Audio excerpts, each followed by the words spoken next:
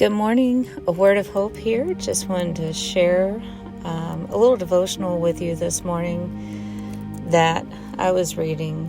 It's in the YouVersion Bible app, and it's called When You Feel Overwhelmed. And this is for today. I think, like many people, we're all going through some sort of experience, something that can make you feel overwhelmed.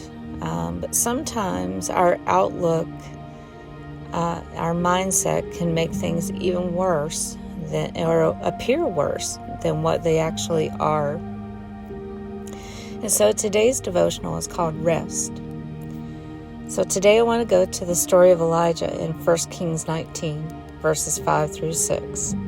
Then as he lay and slept under a broom tree, suddenly an angel touched him and said to him, "Arise and eat." Then he looked, and there by his head was a cake baked on coals and a jar of water. So he ate, drank, and lay down again. Notice that in the midst of his crisis, Elijah rested and ate. He took care of his body. Some of the crises we experience come because we are sleep deprived and we don't eat right.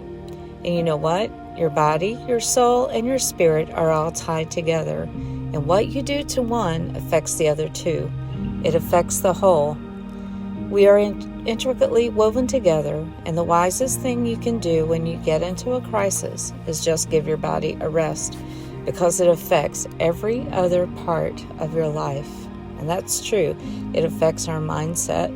It affects how we see things.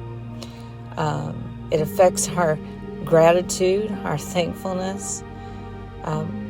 When you are exhausted and physically weak, it is easy for everything to be blown out of proportion. And when you are tired, it can look like your whole world is falling apart when it really is not.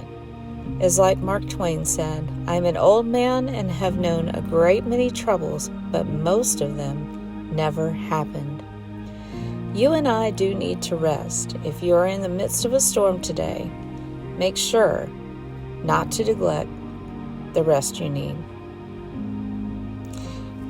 So that's so very true, and I needed this word today. I hope that it blesses you in some way, because it's true. And when we are at our weakest, physically, mentally, emotionally, that's when the enemy likes to jump in and twist things and really get a hold of you and take your focus completely off of God, completely off of thankfulness and off of gratitude for what we do have.